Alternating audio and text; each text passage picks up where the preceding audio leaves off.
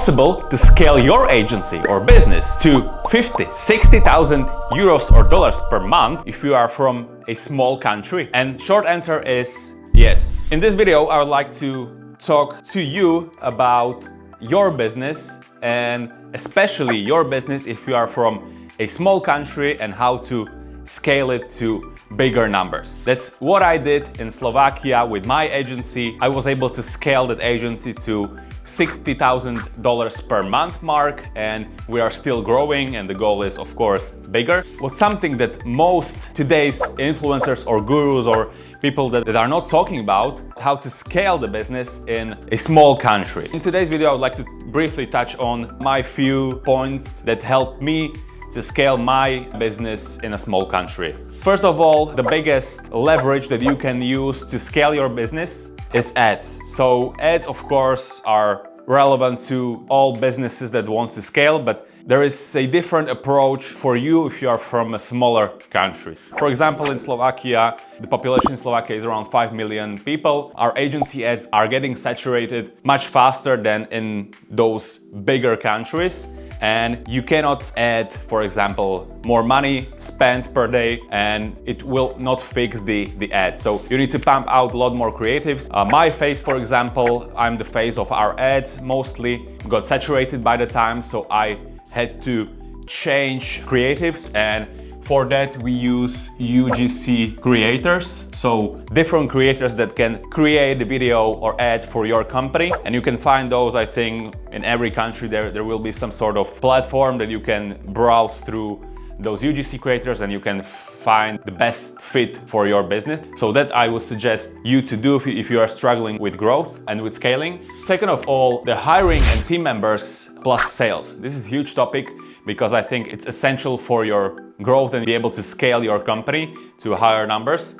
If you are from a small country, you surely know how hard it is to find good, qualified people. We have a hard process of picking up our new people, so we qualify them a few times. We ask them for a Loom video to qualify them and to separate the good ones from the bad ones, and then we hire. The process is a little bit different, but what I would like to talk about the most is sales. For example, in Slovakia, this is really hard thing to do, to find some person that is capable of doing sales and doing it effectively. So based on our numbers, we need certain percentage of close rate, kind of set up in the beginning of working with some closer. Well, I hired a few closers already in the past, and they were not really successful, so they were not able to close many clients. That's why I'm doing the sales. And yeah, the structure, I would say it's the most ideal is pay per result, so basically commission. So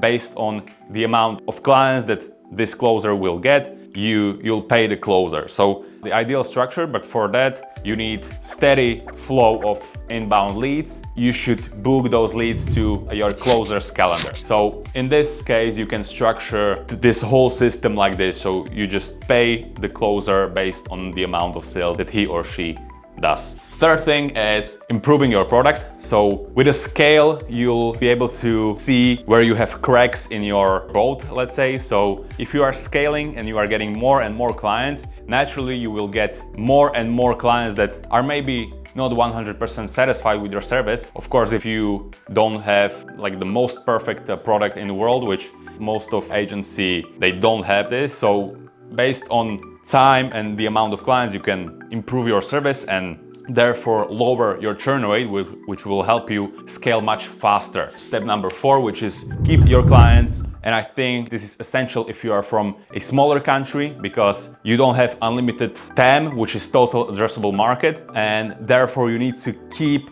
your clients as long as possible in order for you to grow. So in that case, you are getting new clients, but you are keeping your original clients for a longer period of time, let's say 1 year on average, and therefore you are able to grow much faster.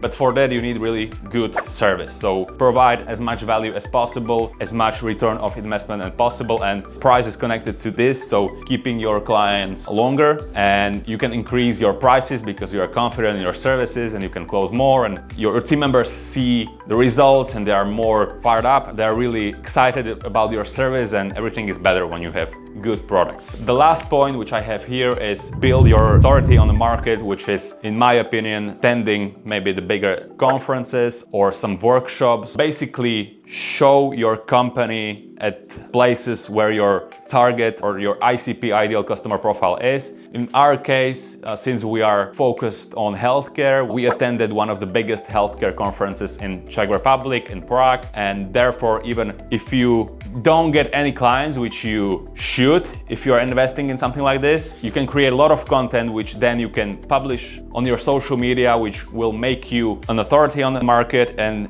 you'll be seen as someone that is getting more information in the industry, and potential client will see you as an authority, and they will think that you're improving your service based on information worldwide or from those conferences. So that's why I think this is really important as well. So it's a combination of all of those things and a lot more, of course. But if you would like me to talk more about, let's say, ads, if you are from a smaller country, you are struggling to scale, let me know in the comments, and I'll see you in the next one. Cheers.